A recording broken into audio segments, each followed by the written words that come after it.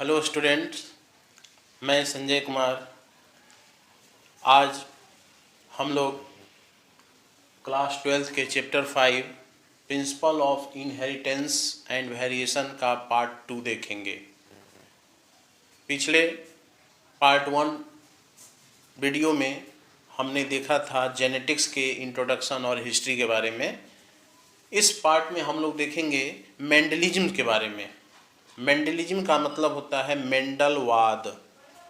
आज जो हम लोग इतने देख रहे हैं जेनेटिक्स या आनुवंशिकी का जितना भी फील्ड बढ़ा हुआ है वो सब मेंडल के कारण ही है। तो मेंडल का जो जन्म है 1822 से 1884 1822 टू 1884 में इनका जन्म हुआ। ग्रेगर जॉन मेंडल, इनको फादर ऑफ जेनेटिक्स कहा जाता है, मतलब आनुवंशिकी का पिता कहा जाता है। और पिता होते हुए भी इनके जीवन काल में इनको मान्यता नहीं मिला। बाद में इनके मरने के बाद बहुत सारे साइंटिस्ट ने इनके एक्सपेरिमेंट पर रिसर्च किया, तब पाया कि ये जो मेंडल जो एक्सपेरिमेंट करके चले गए, मेंडल जो प्रिंसिपल दिए वो कितना वैल्यूएबल है, और उन्हीं के बेस पर आज हम लोग स्टडी करते हैं। तो यह जो मेंडल थे कोई साइंटिस्ट नहीं थे, ये ज्ञानी थे, जानकार थे, फिजिक्स के, केमिस्ट्री के, बायोलॉजी के, माने एग्रीकल्चर फील्ड के, बहुत सारे फील्ड में इनकी जानकारी थी। माने ये वैज्ञानिक नहीं थे, एक जानकार थे। और इनको ये क्या थे, मॉन्क थे। एक चर्च में एक पादरी फादर थे। तो फादर चर्च में क्या था, बहुत सारा ज़मीन था, लैंड था, जिस पे वो खेती करते थे। अपना खेती करने के क्रम में ही क्या हुआ कि वो कुछ मटर के पौधे या प्लांट में कुछ वेरिएशन देखा।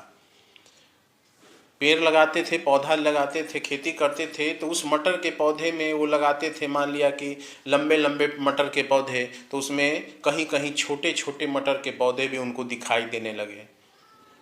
वो खेती करते थे मटर के पौधे का लाल फूल वाला, वायलेट कलर वाला, लेकिन उसमें देखे कि वाइट कलर के भी उसमें मटर का प्लांट जो है उगाता था।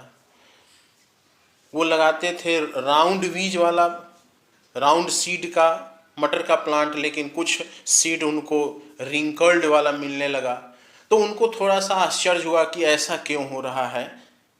तब उन्होंने क्या किया कि एक्सपेरिमेंट करना शुरू किया, और एक्सपेरिमेंट करने में उन्होंने क्या किया कि हाइब्रिडाइजेशन किया। हाइब्रिडाइजेशन, आर्टिफिशियल हाइब्रिडाइजेशन हम लोग पिछले क्लास में पढ़ चुके हैं, लेकिन फिर भी एक बार याद दिला देते हैं। मतलब कि दो कैरेक्टर वाले प्लांट को आपस में क्या किया जाएगा, क्रॉस किया जाएगा, तब उससे जो ऑफस्प्रिंग बनेगा, इसी को उन्होंने टेस्ट किया।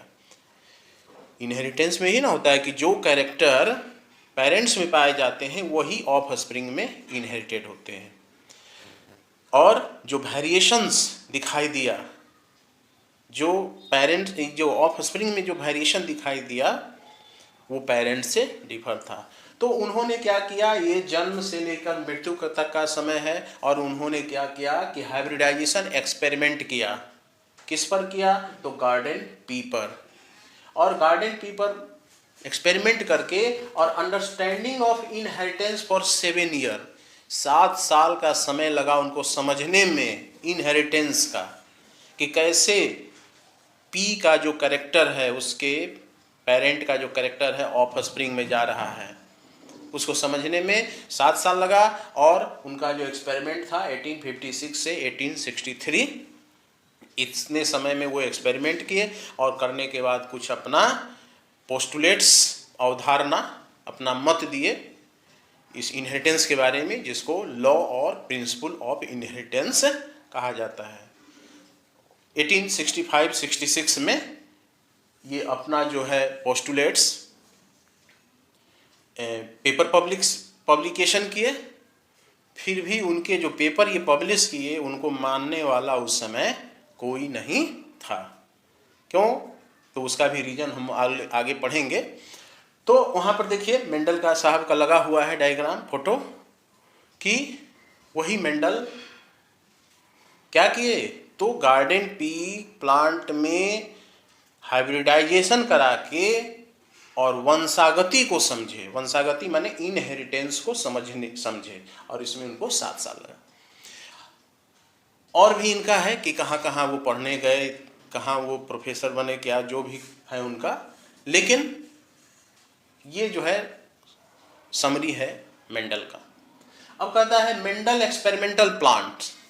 मेंडल ने अपने एक्सपेरिमेंट में किस प्लांट को चूज किया, तो गार्डन पी, जिसका बॉटनिकल नेम है पीसम सेटाइवम या पीसम सेटिवम भी कहते हैं उसको। तो गार्डन पी, देखिए गार्डन पी जो है, मटर जो हम लोग खाते हैं, खेतों में लगाते हैं, वो गार्डन पी अलग अलग कैरेक्टर वाला होता है, अलग अलग ट्रेट वाला होता है। जैसे कि कोई मटर का पौधा लंबा होगा, कोई नाटा होगा, किसी मटर के फूल वायलेट है, कोई मटर का फूल जो है वाइट है।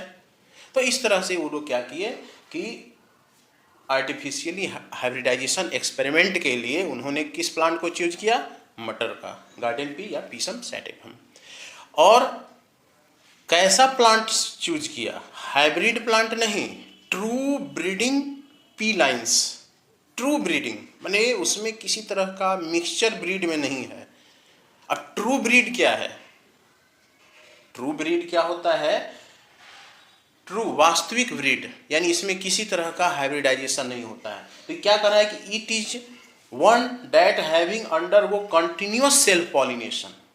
देखिए डायग्राम में कि क्या किया जा रहा है, ट्रू ब्रीड कैसे निकालेंगे, तो एक प्लांट मटर का लेंगे, मान लिया कि हम मटर के लंबे प्लांट को एक्सपेरिमेंट में लेना है, तो उसको क्या करेंगे, चेक करते रहेंगे, उसे किसी दूसरे प्लांट का पॉलन उस पर नहीं डालेंगे, और उससे जो जनरेशन निकल रहा है, सीड बन रहा है, फिर वही सीड जर्मिनेट हो रहा है, फिर वही सीड ग्रो कर रहा है, तो फिर प्लांट बन गया।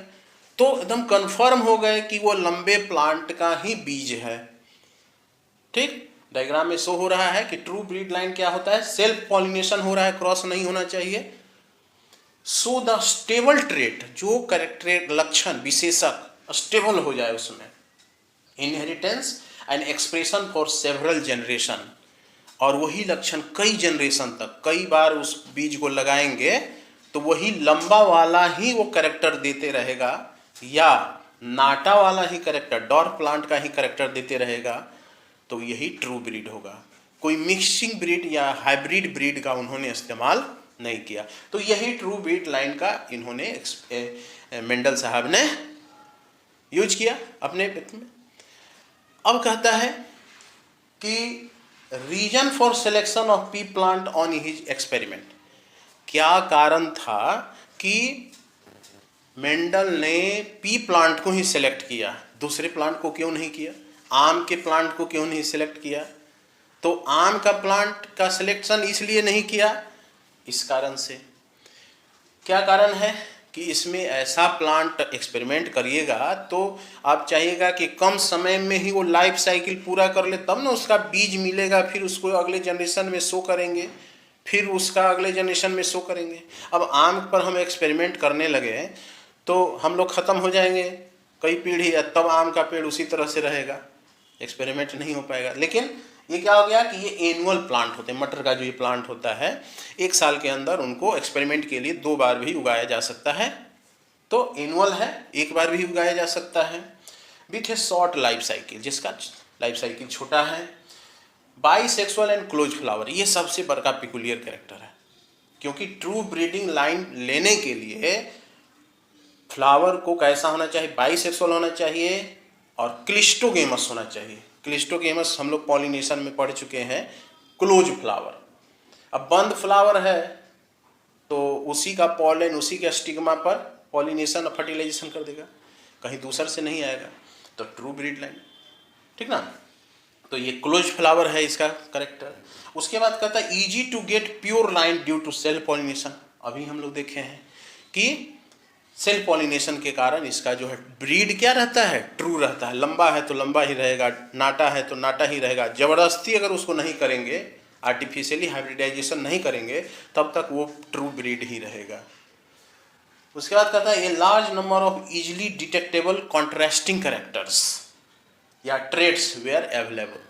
मटर में जो है वो कॉन्ट्रास्टिंग करेक्टर्स ट्रेट्स पाए जाते हैं। अब कॉन्ट्रास्टिंग करेक्टर्स या ट्रेट्स क्या होते हैं, तो देखिए कॉन्ट्रास्टिंग ट्रेट्स जो है उसमें क्या है कि जैसे किसी भी कैरेक्टर का दो ट्रेट होता है, कैरेक्टर एक हो गया उसका दो विशेषक हो गया। जैसे मान लिया कि हाइट, स्टेम हाइट, मटर का पौधा का ऊंचाई हमको ज्ञात करना है, तो ऊंचाई का मतलब क्या हो गया, केवल लंबा नहीं ना, नाटा भी तो हो सकता है।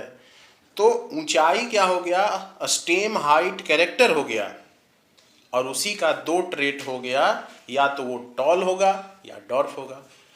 फ्लावर का कलर, फ्लावर का कलर एक कैरेक्टर हो गया, और उसका दो विशेषता बताने वाला कि कलर कैसा है, तो मटर में दो कलर का है, एक कलर कैसा है वायलेट है, और दूसरा कलर कैसा है वाइट है, ठीक ना। उसी तरह सीड का शेप, तो सीड का शेप एक कैरेक्टर हो गया, और उसके कैरेक्टर, इस कैरेक्टर को विशेषता बताने वाला दो विशेषक हो गया, यानी ट्रेट हो गया। या तो सीड राउंड होगा, गोल होगा, या तो रिंकल्ड होगा, झुर्रीदार होगा। तो कहते हैं कि इसमें बहुत सारे, मटर के प्लांट में बहुत सारे कॉन्ट्रास्टिंग कैरेक्टर पाए जाते हैं, ठीक। तो आसानी से डिटेक्ट, अब बहुत सारे कैरेक्टर जब एक प्लांट में रहेगा तो हम उसमें उलझ ही जाएंगे, ये इस तरह से। लेकिन मटर में क्या होता है कि दो ही कॉन्ट्रास्टिंग कैरेक्टर्स इसमें पाए जाते हैं जो आसानी से दिखाई दे जाते हैं।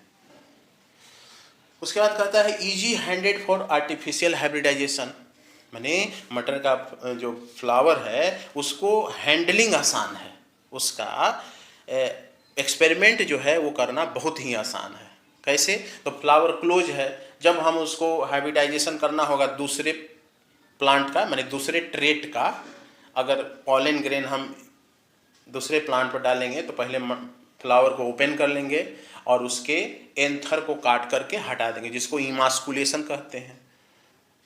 तो आसानी है, ये एक्सपेरिमेंट कराना भी आसान है और ये सेल्फ पॉलिनेशन भी करता है, दोनों चीज़ इसमें करेक्टर पाया जाता है। अगर फ्लावर हमेशा ओपन रहता तो फूल खिलते खिलते दूसरा पॉलन ग्रेन आ जाता, जिसके कारण एक्सपेरिमेंट नहीं हो पाता। इसलिए यहाँ पर ये फायदा होता है। और ये क्या करता है कि large number of seeds produce in one generation, एक जनरेशन में एक पॉट से देखिए 5-6 निकल जाता है ना सीड्स। तो मान लीजिए कि एक मटर का प्लांट है तो उससे हंड्रेड्स ऑफ सीड्स मिल जाएंगे एक ही टाइम में, और उसी सीड्स से आपको पता चल जाएगा कि किस तरह का जीन इधर से उधर हुआ। तो इसमें हो गया कि मेंडल साहब कौन थे, उसके बाद मेंडल ने किस प्लांट का यूज किया अपने एक्सपेरिमेंट में, और उस प्लांट की क्या विशेषता थी। उसके बाद कहता है रीजन फॉर सिलेक्शन, क्यों किया, तो ये सारा चीज दिया हुआ है, इसको नोट कर लीजिए।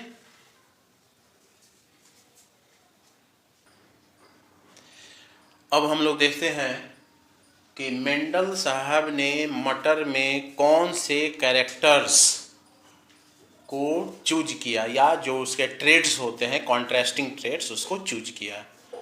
तो मेंडल साहब ने क्या किया कि 14 ट्रू ब्रीडिंग पी प्लांट को सिलेक्ट किया।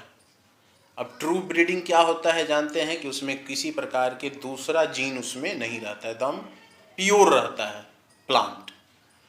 तो उस 14 ट्रू ब्रीड में से क्या हुआ कि उस वैरायटी को उन्होंने अपने एक्सपेरिमेंट के लिए जहाँ तहाँ से अपना मंगाया, और मंगा करके उस पर अपना खेती करना शुरू किया, एक्सपेरिमेंट करना शुरू किया। अब खेती छोड़ दी, अब वो लग गए एक्सपेरिमेंट करने में। और उसमें से जो है उन्होंने क्या किया कि 7 देखिए आपके एनसीईआरटी बुक में दिया हुआ है कि वो 7 कैरेक्टर्स और उसका जो ट्रेट्स है उसको उन्होंने चूज किया। 14 में से अब 7 सेलेक्ट किया, हालांकि 14 ट्रेट हो जाएगा, 7 कैरेक्टर यानी हर ट्रेट में 2 ट्रेट विशेषता बताने वाला। अब वही कहता है कि कैरेक्टर और ट्रेट्स में क्या अंतर है। तो कैरेक्टर हो गया कि एनी इनहेरिटेबल फीचर मॉर्फोलॉजिकली या फिजियोलॉजिकली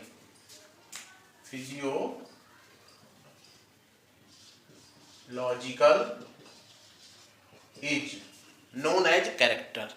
मतलब कोई ऐसा फीचर उस मटर में है और वही फीचर जो उसके ऑफ स्प्रिंग में चला जाए, मॉर्फोलॉजिकल माने दिखाई देने वाला, ये शारीरिक रूप से, फिजियोलॉजिकल का मतलब क्या होता है शारीरिक रूप से, मॉर्फोलॉजी का मतलब क्या होता है बाहर से जो देखने वाला होता है, तो इसी को हम लोग कैरेक्टर कहते हैं। माने जो कैरेक्टर उसके पेरेंट से ऑफ स्प्रिंग में चला जाए और वो दिखाई दे उस ऑफ स्प्रिंग में, इसी को कैरेक्टर कहते हैं। और हर कैरेक्टर का दो कॉन्ट्रास्टिंग ट्रेट्स होता है, उसकी विशेषता बताने वाला। और ट्रेट्स क्या है कि यह it is an expression of a character, जो कैरेक्टर है जो वो एक्सप्रेस हो रहा है, दिखाई दे रहा है उस ऑफ स्प्रिंग में, प्रोजेनी में, वही ट्रेट हो गया। अब जैसे इसको समझने के लिए उस चार्ट में भी दिया हुआ है, उसको समझने के लिए क्या है कि जैसे स्टेम हाइट, मटर के तने की लंबाई, तो तने की लंबाई का मतलब क्या हो गया, या तने की ऊंचाई कहिए, तो ऊंचाई का मतलब, तो ऊंचाई हो गया एक कैरेक्टर और उसका दो ट्रेट हो गया, या तो वो तना स्टेम लंबा होगा, टॉल होगा, या डॉर्फ होगा। उसी तरह से फ्लावर का कलर, फ्लावर का कलर कैसा है, तो फ्लावर का कलर एक कैरेक्टर हो गया और उसका दो विशेषता बताने वाला हो गया कि वायलेट या वाइट होगा। तो यह जो कैरेक्टर है वो जा रहा है ऑफ स्प्रिंग में, मटर के प्लांट में, लेकिन इस दोनों में से कोई एक ही दिखाई देगा उसमें, या तो टॉल होगा या डॉर्फ होगा, उसके मिडिल वाला नहीं होगा, लंबा और नाटा तो बीच में इंटरमीडिएट नहीं होगा, वायलेट और वाइट तो दोनों में से कोई एक ही होगा। अब कैसे होगा ये हम लोग आगे देखेंगे, बीच में नहीं होगा कि वायलेट और वाइट का बीच में कोई दूसरा कलर आ जाए, ऐसा नहीं होता है। इसी तरह से देखिए उस चार्ट में जो दिया हुआ है एनसीईआरटी बुक में 7 कैरेक्टर दिया हुआ है, ठीक, और 7 कैरेक्टर में आपको क्या दिया हुआ है कि कौन कौन सा कैरेक्टर है और उसका क्या ट्रेट है। तो एक डोमिनेंट ट्रेट होगा और एक रिसेसिव होगा। अब जैसे स्टेम का जो हाइट है यह क्या होता है, जैसे इसका दो ट्रेट हो गया तो ये डोमिनेंट होगा, और डॉर्फ क्या हो जाएगा, रिसेसिव हो जाएगा। उसी तरह से फ्लावर का जो कलर है तो वायलेट डोमिनेंट हो जाएगा, देखिए उस चार्ट में लिखा हुआ है डोमिनेंट, और ये क्या हो जाएगा, रिसेसिव हो जाएगा। इसी तरह से 7 कैरेक्टर का वहां पर लिखा हुआ है ट्रेट्स, और कौन डोमिनेंट होगा और कौन रिसेसिव होगा। अब कहता है कि डोमिनेंट और रिसेसिव कैसे हो जाता है। डोमिनेंट का मतलब हो गया मजबूत ट्रेट, और रिसेसिव का मतलब कमजोर। तो यह जो ट्रेट है या कैरेक्टर है वो कैसे बनता है, तो हम जानते हैं कि हमारे सेल के अंदर डीएनए होता है, स्पर्म और ओवम में जो डीएनए होता है वही ना एक जनरेशन से दूसरे जनरेशन में जाता है, और तो कोई डीएनए नहीं जाता है। हमारे ऑफ स्प्रिंग में कौन सा डीएनए जाता है, तो जो गैमेट्स का होता है, जो स्पर्म और ओवम में जो पाए जाते हैं वही आपस में फर्टिलाइज करते हैं। तो एक तरफ से ट्रेट आ गया, मान ली कि फादर से ट्रेट आ गया टॉल और मदर से ड्वार्फ का ट्रेट आ गया, दोनों क्रोमोसोम या डीएनए में रहता है। अब कहता है कि जो दोनों में से जो ट्रेट अपना इंजाइम बना दिया और इंजाइम बना करके एक्सप्रेस हो गया वही डोमिनेंट होगा। ये नहीं है कि मेल में हमेशा डोमिनेंट रहेगा, फीमेल में हमेशा रिसेसिव, ऐसा नहीं होता है। फीमेल में भी जो जीन, जो डीएनए उस इंजाइम को बना करके और दिखाई देने लगेगा उस प्लांट में या उस एनिमल में, तो वही डोमिनेंट होगा। तो ये इंजाइम्स होता है, जो इंजाइम्स दिखाई देता है। जैसे लंबा होना है तो लंबा होना फादर से आ गया, मान लीजिए कि लंबा वाला जीन, अब मदर से आ गया नाटा वाला जीन। अब दोनों जीन में से लंबा वाला जीन जो है उसमें इस तरह का कोड है, इंजाइम बनाने वाला, प्रोटीन बनाने वाले उसके पास ऐसा कोड है कि वो ऐसा कोड बनाएगा और वो स्टेम की लंबाई को बढ़ा देगा। लेकिन नाटे वाले में जो है उस जीन में इस तरह का कोई कोड नहीं है, जिसके कारण वो इंजाइम को नहीं बना पाएगा और वो नाटा ही रह जाएगा। तो जो मजबूत है जो अपने को एक्सप्रेस कर लेगा वही ना इसके कैरेक्टर को दबा देगा। मान लीजिए कि वायलेट और वाइट है, तो वायलेट डोमिनेंट हो गया और ये क्या हो गया, वाइट रिसेसिव हो गया।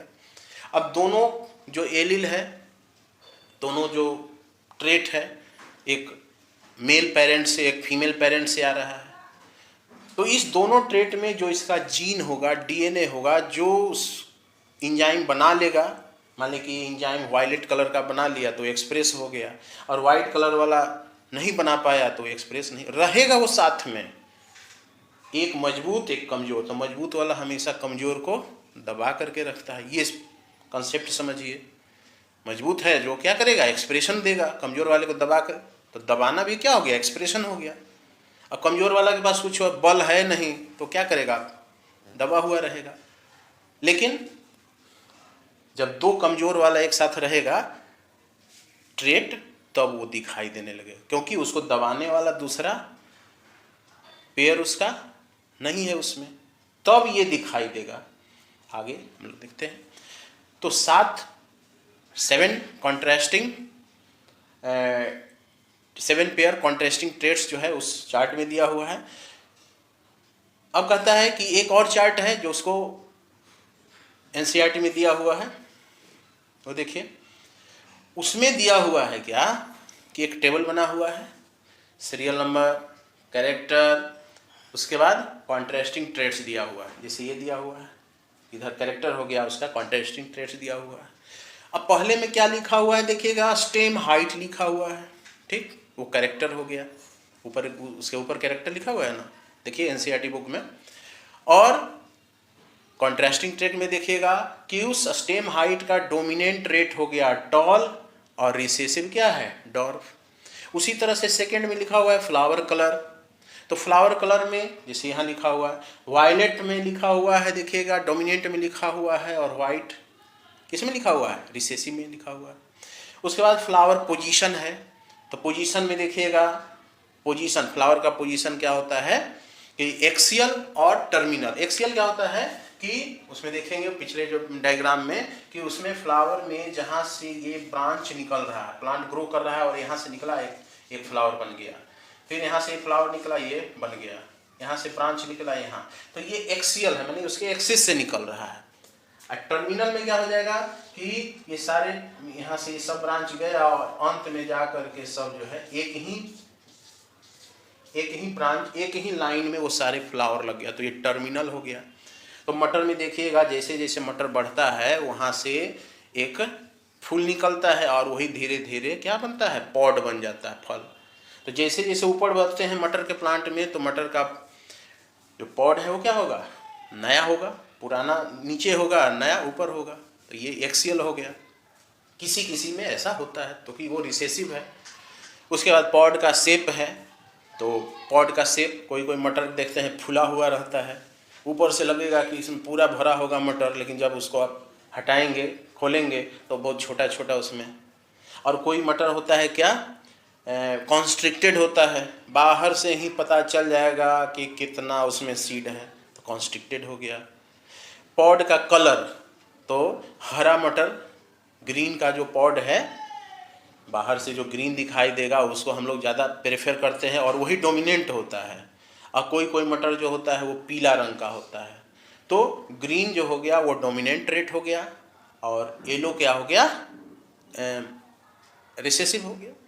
उसके बाद सीड का शेप, बीज को सुखा दीजिए, सुखाने के बाद जो बीज राउंड रह गया तो वह क्या हो जाएगा, डोमिनेंट कैरेक्टर हो गया, शेप हो गया कैरेक्टर, और उसका क्या बोलते हैं जो ट्रेट है डोमिनेंट ट्रेट वो हो गया राउंड, और रिसेसिव ट्रेट क्या हो गया, रिंकल्ड। कोई कोई बीज देखिएगा मटर झुर्रीदार हो जाता है तो वो रिसेसिव हो गया। उसके बाद सीड का कलर, तो सीड का कलर देखिएगा अधिकतर जो बीज होगा सूखने के बाद पीला हो जाता है, होता है, और कुछ मटर उसमें हरा हरा रहेगा, ग्रीन कलर का भी रहेगा उसमें। तो ये सब क्या है, कॉन्ट्रास्टिंग ट्रेट्स जो कि मेंडल के द्वारा दिया गया है। तो यहाँ पर हम क्या लिख सकते हैं, इसके ट्रेट को हम लोग क्या लिख सकते हैं, 1s 1s 2f, उसके बाद लिख सकते हैं क्या 2p, केमिस्ट्री का हम लोग नहीं कॉन्फ़िगरेशन पढ़ रहे हैं, और 2s दोबारा। 1s का मतलब क्या हो गया कि यह जो है स्टेम का एक जो कैरेक्टर है वो स्टेम के हाइट से लिया गया है। ये हो गया एक जो है स्टेम से लिया गया है, ठीक। 2 कैरेक्टर लिया गया है किससे, फ्लावर का, देख रहे हैं फ्लावर का कलर है और फ्लावर का पोजीशन है, तो 2 कैरेक्टर कहाँ से लिया गया है, फ्लावर से। फिर 2 कैरेक्टर लिया गया है कहाँ से, तो पॉड का जो शेप है और कलर है, पॉड का जो शेप और कलर, तो देखिए 2 कलर है, 2 कैरेक्टर है, तो 2 हम लोग कहाँ से कैरेक्टर ले रहे हैं, 2 पॉड से ले रहे हैं, और और 2 ले रहे हैं कहाँ से, सीड से ले रहे हैं। देखिए सीड का शेप और सीड का कलर, तो यहाँ पर हो गया 2 सीड हो गया। तो एक कैरेक्टर स्टेम से ले रहे हैं उसका कॉन्ट्रास्टिंग कैरेक्टर, 2 फ्लावर से लिए हैं, 2 पॉड से लिए हैं, 2 सीड से लिए हैं, इसीलिए इसको 1s 2f 2p 2s कहा जाता है इसको कैरेक्टर। ठीक, तो ये ध्यान में रखिएगा, परीक्षा में पूछे जाते हैं कि मेंडल के द्वारा कौन कौन से कैरेक्टर को, प्लांट के किस पार्ट के कैरेक्टर को उन्होंने चूज किया, तो ये याद ध्यान में रखिएगा तो समझ में आएगा। इसको नोट कर लीजिए।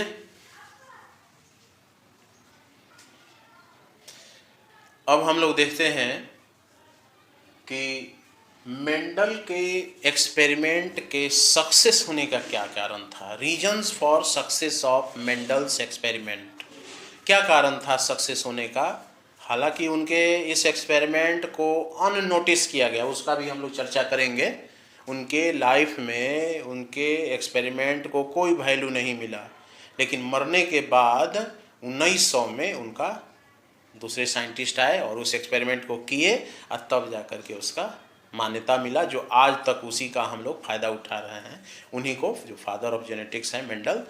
तो कहता है कि कौन कौन से रीजन है उनके सक्सेस का। तो फर्स्ट रीजन है उनका कि मेंडल ने क्या किया कि जो मटर का जो पौधा था वो प्योर ब्रीडिंग पी का वैरायटी का यूज किया, उसमें कहीं मिक्सिंग वाला वैरायटी का यूज नहीं किया, और 7 कैरेक्टर को ही यूज किया, जो कि अभी हम लोग देखे हैं। तो पहला एगो उनका सफलता का कारण था एक्सपेरिमेंट का कि उन्होंने ऐसे प्लांट को चूज किया जिसमें कॉन्ट्रास्टिंग कैरेक्टर जो है वो आसानी से दिखाई देने वाले थे, और प्लस वो प्योर ब्रीडिंग का था, उसमें किसी तरह से मिक्स जीन नहीं था, क्योंकि इसमें सेल्फ पॉलिनेशन होता है।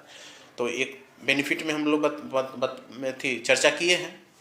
सेकंड क्या था कि उन्होंने उनके जो कैरेक्टर था उसको 3 जनरेशन तक चेक किया, जो ज़्यादा उन्होंने कैरेक्टर नहीं लिया, एक साथ कई कैरेक्टर को नहीं लिया। इनके एक्सपेरिमेंट में हम लोग पढ़ेंगे कि एक कैरेक्टर को उन्होंने लिया तो वो कहलाएगा इनहेरिटेंस ऑफ 1 जीन।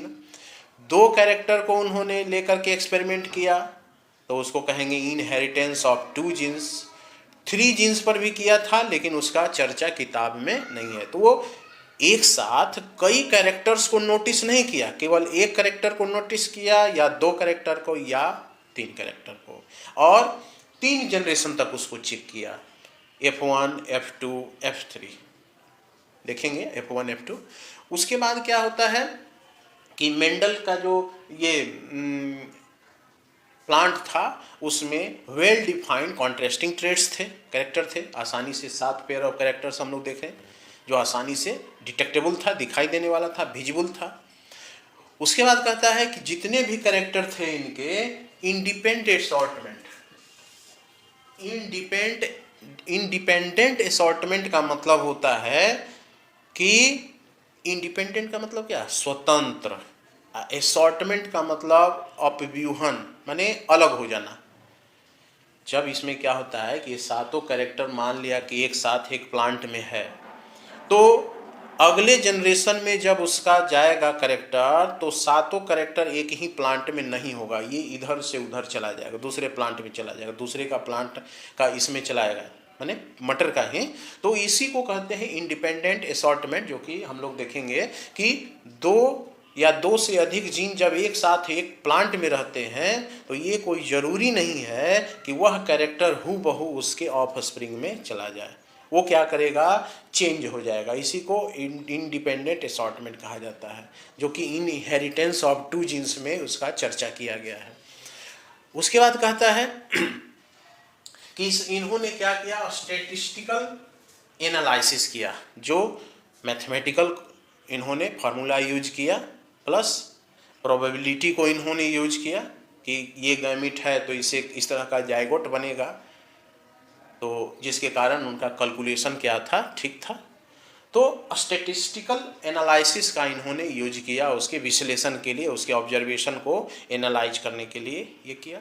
अब कहता है कि उनका जो सैंपल का साइज था वो ज़्यादा था, जिसके कारण उसमें किसी तरह का एरर नहीं था। और पांचवा क्या है कि मटर का प्लांट जो है वो ब्रीडिंग के लिए आइडियल प्लांट होता है, मतलब उसको आसानी से उसके फ्लावर को खोल करके उसमें इमास्कुलेशन करके और उसको फिर बैगिंग टैगिंग करके, जो कैरेक्टर हम लोग देखे हैं मटर में, क्यों उन्होंने चूज किया, तो ये सब जो है reason for success of Mendel's experiment था, उनको सफलता मिली। अब कहता है कि reason for unnoticed of Mendel's work, यानी उनके लाइफ टाइम में उनको क्यों नहीं मान्यता मिला, उनके इतना बड़ा माने कि जेनेटिक्स उन्होंने दिया, उनको क्यों नहीं मान्यता मिला उनके एक्सपेरिमेंट को, उनके जो इनहेरिटेंस का जो वर्क है, तो इनको डार्क में रखा गया लगभग उस दशक तक, मतलब 19th सेंचुरी तक उनको क्या किया गया, उनके एक्सपेरिमेंट को दबा करके रखा गया। क्यों रखा गया, उसका यही कारण है। पहला कारण क्या है कि Mendel was not a scientist, पहले भी बता चुके हैं कि मेंडल साइंटिस्ट नहीं थे, एक क्या थे, मॉन्क थे चर्च में, जिसके कारण उनके बात पर जो साइंटिस्ट थे वो विश्वास नहीं किए कि क्या ये साइंटिस्ट है नहीं, और कह रहे हैं ये साइंटिस्ट की बात बता रहे हैं जो कि अभी हम लोग नहीं पता कर पाए हैं और ये बता रहे हैं, तो ये सब का चर्चा बेकार है, ये फालतू चीज़ है। तो मेंडल जो है ये इस तरह से उनका एक्सपेरिमेंट को अननोटिस किया गया। दूसरा क्या हो गया कि limited circulation of the proceeding due to non communication channel, वो जो लिखे वो एक जगह केवल पत्र गया जहाँ पर उनका प्रेस रिलीज हुआ, तो बहुत कम समाचार पत्र न्यूज़पेपर वहाँ पर थे, पेपर पब्लिकेशन बहुत कम होता था, केवल एक एप्लीकेशन लिख करके भेज दिए कि हम लोग ऐसा ऐसा एक्सपेरिमेंट किए हैं, लेकिन उस पर जो बोर्ड था वो संज्ञान नहीं लिया, माने नोटिस नहीं किया। क्यों नहीं नोटिस किया कि बाद में पत्र दे करके छोड़ दिया। आजकल का युग होता तो तुरंत मार के यूट्यूब पर डाल देते, फेसबुक पर डाल देते, है ना, इंस्टाग्राम, बहुत सारे ट्विटर पर डाल देते, तुरंत फैल जाता, वायरल हो जाता, हो रहा है। तो अगर ये सिस्टम रहता उस समय मेंडल के समय, तो तुरंत अपना एक्सपेरिमेंट डाल देते यूट्यूब पर और सब लोग देख लेता, चर्चित हो जाते, बहुत साइंटिस्ट लोग उसमें लग जाते खोज में। तो एक कारण ये भी था। सबसे बड़ा कारण था क्या, ये pre occupation of the scientific world in Darwin's theory of natural selection. जिस समय ये एक्सपेरिमेंट किए उसी समय डार्विन नामक साइंटिस्ट जो है वो अपना एक नेचुरल सिलेक्शन थ्योरी दे दिया, नेचुरल सिलेक्शन थ्योरी दे दिया। माने उन्होंने ये बताया क्या कि जीवन की जो उत्पत्ति होती है, जीवन का जो क्या बोलते हैं विकास होता है, नए जातियों की जो उत्पत्ति होती है वो नेचुरल सिलेक्शन के कारण होती है। उन्होंने बताया कि बंदर हमारे पूर्वज थे। अब सबका दिमाग चकरा गया उनके सहयोगियों का, उनके जो साइंटिस्ट थे उस समय। तो कहने का मतलब कि सारे साइंटिस्ट जो थे वो अति व्यस्त थे उसी वर्क में। डार्विन जो उस समय थ्योरी दे दी है कि ऐसा होता है, नेचुरल सिलेक्शन के द्वारा जो है वो नए नए जातियों का निर्माण होता है, स्पीसीज। तो उधर सारा लोग अति व्यस्तता के कारण जो है इन पर ध्यान नहीं गया, क्योंकि ये साइंटिस्ट नहीं थे, ऐसे ही दे दिए। तो लोग ज़्यादा जो है चर्चित होता है उसी पर लोग ज़्यादा ध्यान देते हैं, तो यही चीज़ होता है, एक कारण ये हो गया। उसके बाद उनके जो कंटेम्पररीज थे, माने कंटेम्पररी मतलब समकालिक, जो मेंडल के समकालिक साइंटिस्ट थे, उनके इस बात को एक्सेप्ट नहीं किए किस बात को एक्सेप्ट नहीं किए कि बायोलॉजी में मैथमेटिक्स कहाँ से घुस गया। पहली बार ये मैथमेटिक्स का यूज किए थे और स्टैटिस्टिक मेथड का या एल्जेब्रिक इक्वेशन का यूज किए थे कि ये कहाँ से आ गया। बायोलॉजी में तो भाई डायग्राम होता है, ये ऑर्गन होता है, ये ऑर्गन होता है, ये कहाँ से नया टॉपिक डाल दिए मैथमेटिक्स का, लॉजिक का। तो उनके बात को एक्सेप्ट नहीं किए, जो समकालिक थे उनके साइंटिस्ट वो नहीं किए। और एक और था यहाँ पर, तो दो मेन पॉइंट यहाँ पर हो जाएगा कि अति व्यस्तता होने के कारण उनका पर ध्यान नहीं दिया गया, डार्विन थ्योरी में लोग लग गया जांच करने में, और दूसरा जो था कि मैथमेटिकल से लॉजिक लगने के कारण बायोलॉजी में तो इस पर उनको एक्सेप्ट नहीं किया गया। उसके बाद कहता है कि इन्होंने कोई प्रूफ नहीं दिया, फिजिकल प्रूफ, कि कोई फैक्टर जो बताए थे कि कुछ होता है पेरेंट में जो सेक्सुअल रिप्रोडक्शन क्रिया के द्वारा उसके ऑफस्प्रिंग में चला जाता है। तो फैक्टर होता है ये बताए, लेकिन वो कौन सा फैक्टर होता है उसके बारे में इन्होंने नहीं बताया। तो इस कारण से इनके वर्क को ऑन नोटिस कर दिया गया। ठीक, तो इतना समझ गए होंगे, इसको नोट कर लीजिए।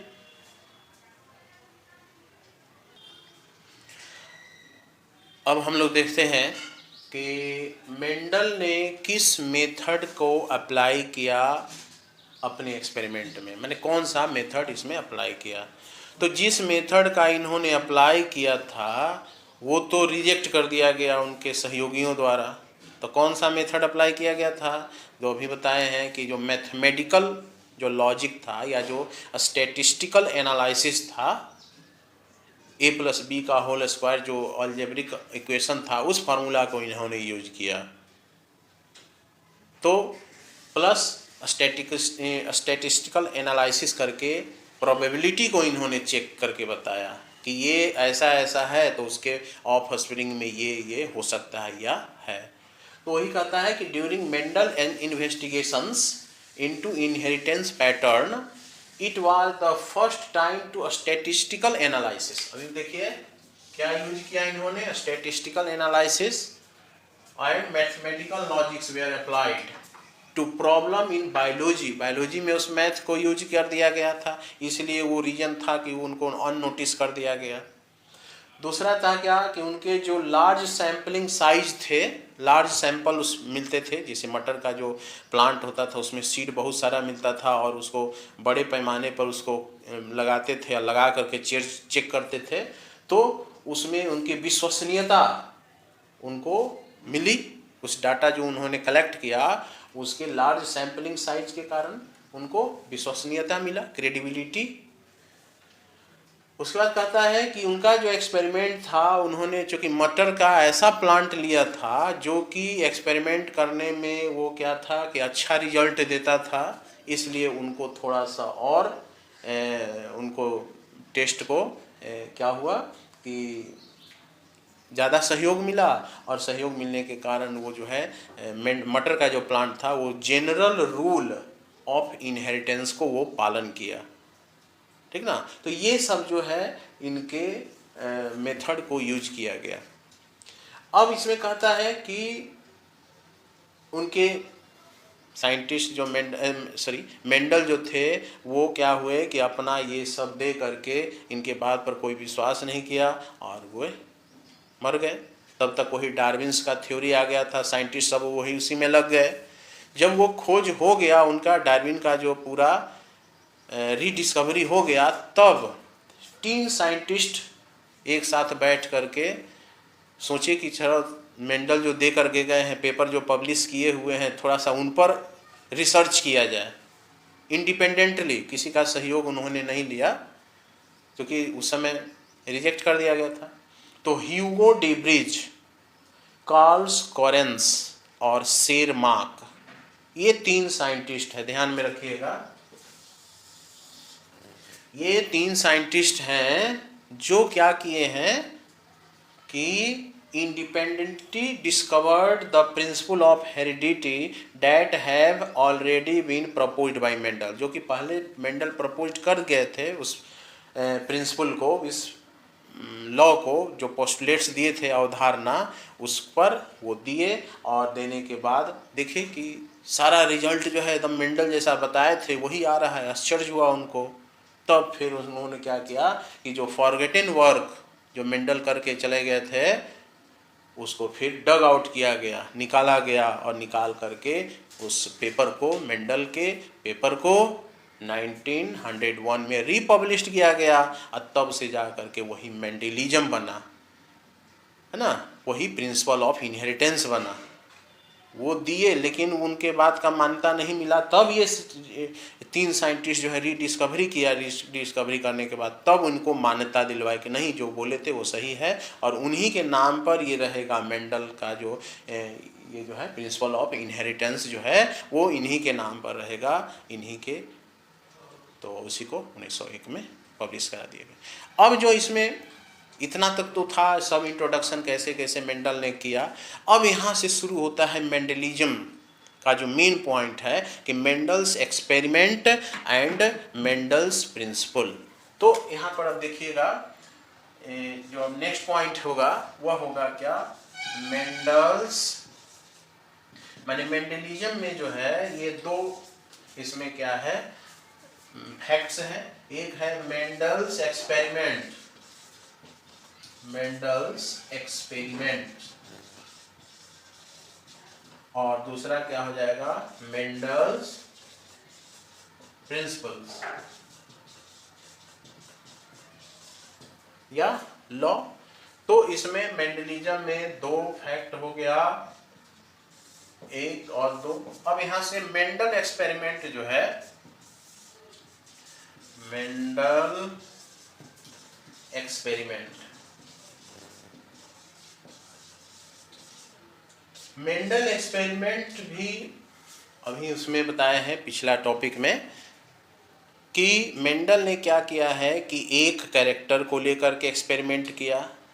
तो उस एक्सपेरिमेंट को कहा गया क्या, inheritance of one gene, inheritance of one gene.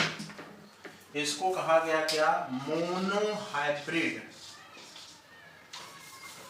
Inheritance of one gene, या इसको कहा जाता है क्या, मोनोहाइब्रिड क्रॉस।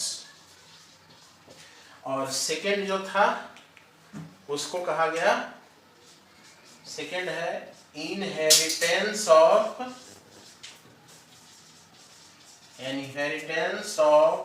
2 जीन्स। इसको कहा जाता है, मतलब इसमें 2 कैरेक्टर को लेकर के किया गया एक्सपेरिमेंट, बाकी कैरेक्टर पर उन्होंने फोकस नहीं किया। इसमें एक कैरेक्टर को लेकर के इनहेरिटेंस को चेक किया गया कि जो एक कैरेक्टर उसके पेरेंट में है वो उसके ऑफ स्प्रिंग में किस तरह से शो कर रहा है, एक्सप्रेस कर रहा है, डोमिनेट कर रहा है कि रिसेसिव कर रहा है। और दूसरा क्या हो गया इनहेरिटेंस ऑफ 2 जीन्स में, कि इसको हम लोग कहते हैं कि 2 कैरेक्टर को इन्होंने एक साथ ले करके देखा, तो देखा आगे चल करके कि कुछ जो है उसको शो कर रहे हैं, कुछ इंडिपेंडेंट असॉर्टमेंट हो रहा है, मतलब दोनों कैरेक्टर अलग अलग हो जा रहा है। तो इसको हम लोग कहते हैं dihybrid cross, dihybrid cross इसको कहते हैं। तो इतना जो है मेंडल्स का है।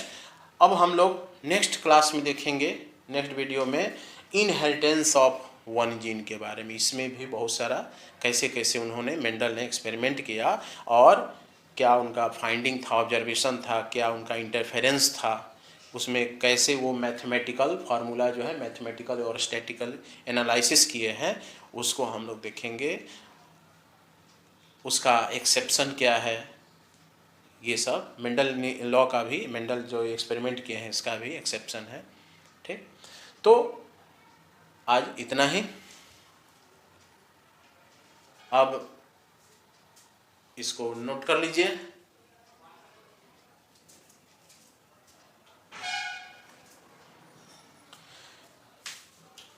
नोट कर लिए हैं। एक बार फिर आप अगर चैनल पर नए हैं और ये सारा वीडियो आपको अच्छा लग रहा है, आपके हेल्प कर रहा है, आपके पढ़ने में मदद कर रहा है, तो इसको लाइक कर देंगे, चैनल को सब्सक्राइब कर देंगे। सब्सक्राइब करेंगे तो इससे फ़ायदा होगा कि अभी बहुत सारे अच्छे अच्छे वीडियो आने वाले हैं, जो कि आपको स्टडी करने में सहायता करेगा। आपका जो CBSE का जो 12th का है पाठ्यक्रम सिलेबस, उसमें या जो बिहार बोर्ड या अदर बोर्ड है उसमें भी बहुत हेल्पफुल होगा। प्लस नीट प्रिपरेशन में, चूँकि यह जो सिलेबस है हम जो टेकअप कर रहे हैं वो NCERT बेस्ड है, और NCERT से ही क्वेश्चंस आपको आते हैं। NCERT का ही डायग्राम आता है जो कि हम इसमें दिखाते हैं, उसका जो एक्सप्लेनेशन करते हैं। तो इसमें जो जो भी पॉइंट है एकदम छांटा हुआ है ना, तो ये आप कर लेंगे। थैंक्स।